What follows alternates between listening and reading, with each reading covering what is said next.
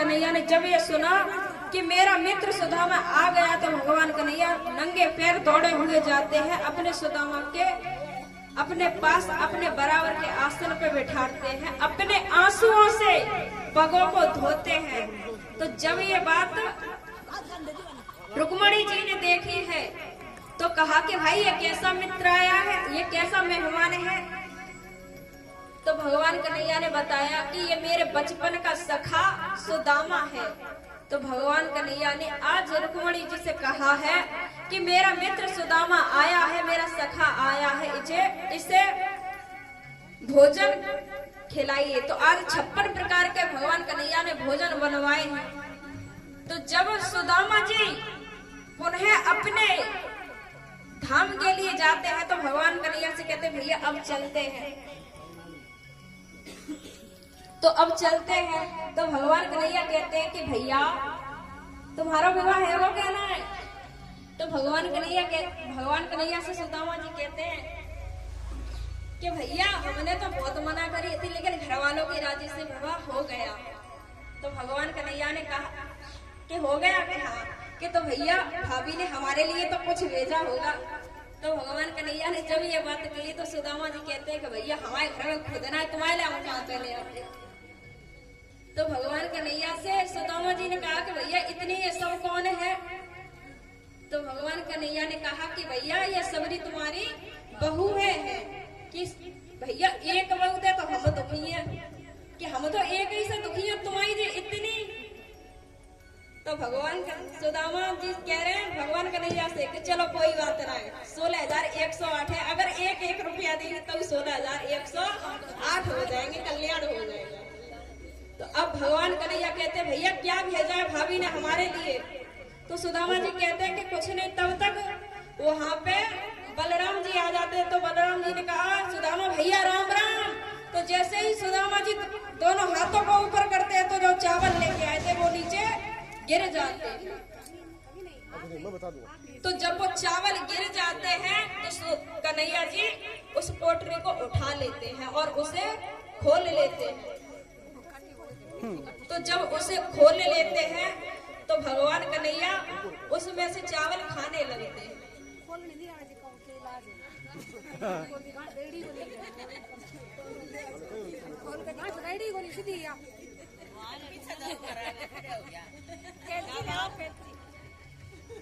भगवान कन्हैया खोलने चलते।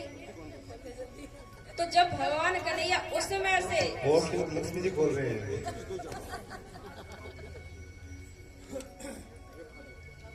भगवान कन्हैया ने एक मुट्ठी चावल खा लिए। तो भगवान कन्हैया ने जब खा लिए तो फिर दोबारा मुट्ठी भरी, फिर खा लिए चावल। और जैसे ही भगवान कन्हैया ने तीसरी मुट्ठी भरी है तो रुक्मणी जी ने हाथ पकड़ लिया है। तो रुक्मणी जी ने तीसरी मुट्ठी में हाथ पकड़ लिया और कहा कि स्वामी आपने 2 लोक तो इन्हें दे ही दिए हैं, यदि 3 लोक दे देंगे तो हम कहाँ रहेंगे।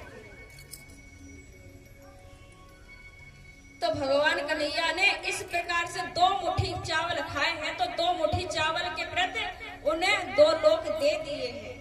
तो सुदामा जी कहते भैया अब हम चलते हैं, राम राम। तो कन्हैया जी कहते हैं भैया राम राम, अब आप जा सकते हो। तो सुदामा जी कहते हैं कि भैया राम राम हम चलते हैं। सुदामा जी बार बार कहते हैं कि भैया राम राम हम चलते हैं, कुछ तो दक्षिणा दे दो। दे तो उन्होंने पहले ही दिए 2 लोग। तो आज सुदामा जी वहां से जब पुनः अपने घर के लिए आते हैं अपने, तो उन्होंने देखा कि जो हमारी झोपड़ी थी वो भी गायब हो गई। तो वहां सुशीला निकल के आती है और वो कहती है कि प्रभु जो हमारी झोपड़ी थी वो भगवान कन्हैया ने एक सुंदर सा महल बना करके तैयार कर दिया। बोले गोविंद भगवान की जय हो।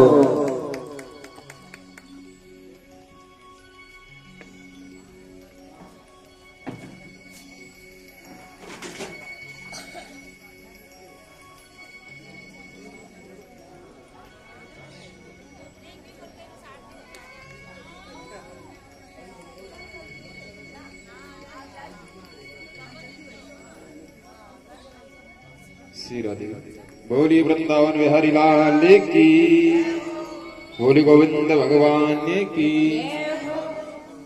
आज हम सभी लोगों ने सुदामा की कथा सुनी। देखिए, भगवान को सभी लोग कहते हैं शांताकारं भुजगशयनम पद्मनाभम सुरेशम, पर सुदामा ने भगवान से ऊंची पदवी पाई। सुदामा को क्या कहते हैं? प्रशांत आत्मा जितेंद्रिय। जैसे कि किसी को कहा जाता है कि ये डीएसपी है, वो एसडीएम है, तो उसे बड़ी पदवी न मिलेगी। भगवान ने इसका नाम प्रशांत आत्मा क्यों रखा? कहते हैं आठम लाभ जता संतोषा, और सपने उन्हें देखे पर दोषा। जो हमारे अंदर संतोष है वही तो सुदामा है, असंतोष का कारण ही दारिद्र्य है। तो इस तरीके से श्री सुखदेव जी महाराज ने परीक्षित को समझाया, और बहुत ही कम समय को विलंबन देते हुए अब हम परीक्षित मोक्ष की तरफ बढ़ते हैं।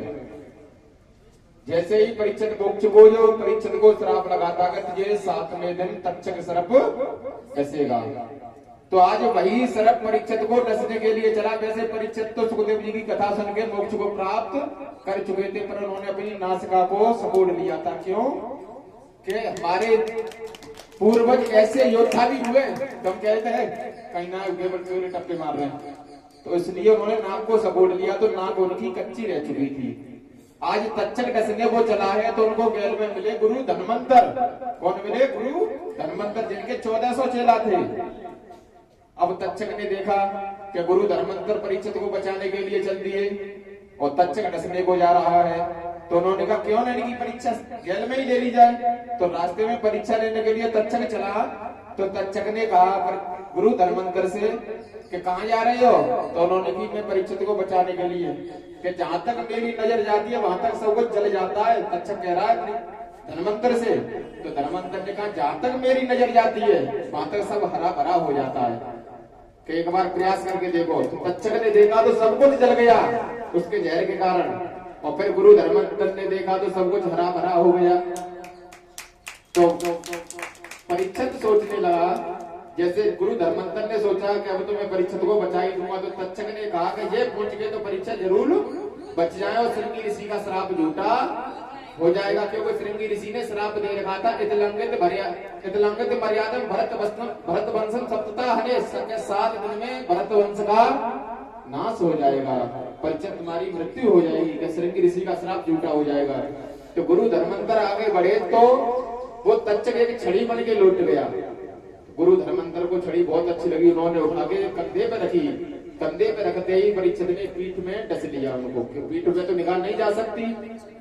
तो तक्षक ने जैसे ही डसा तो गुरु धनवंतर ने की अपने चेलों से कि आप मुझे एक समाधि लगाओ, और समाधि लगा करके ढाक बजाओ। आप 1 महीने ढाक बजाओगे तब मेरा ये जहर उतरेगा। तो चेलों ने समाधि लगा दी और ढाक बजाने लगे। तक्षक फिर भेष बदल के संत का आ गया, उन्होंने कहा गुरु जी के निकाल के देख लो, मर गए तो ना, तुम गोरे पर ढाक बजाओ बजा पहले हो।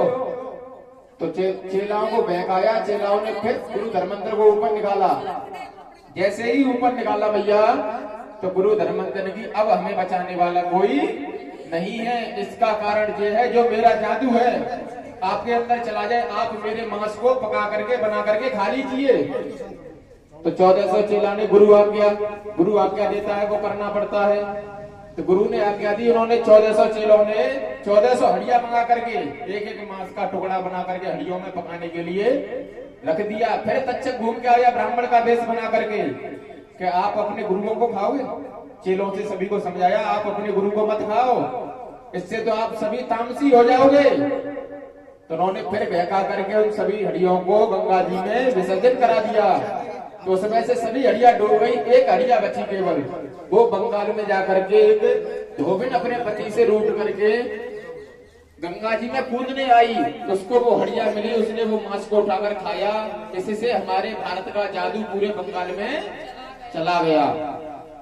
तो उसने हड्डिया खाई, वो जादू वहां फैला रही है। इधर तक्षक परीक्षित को डसने चला है।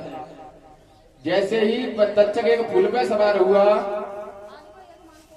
आज के यजमान कौन है क्या जब नहीं है तो कोई बात नहीं। तो डसने के लिए चला। जैसे परीक्षित ने फूल को उठाया, अपनी नासिका से लगाया, और नासिका से लगाते ही परीक्षित का स्वर्गधाम के लिए स्थापना हो चुकी। बोलिए परीक्षित महाराज की। आज सुखदेव जी के तिलक किए जा रहे हैं और भागवत जी को जो भी तिलक करेंगे व्यास जी को विदाई दें सभी लोग। ऐसे ही परीक्षित महाराज का जागमन हुआ, अब सुखदेव की विदाई होगी। बोलिए परीक्षित महाराज की।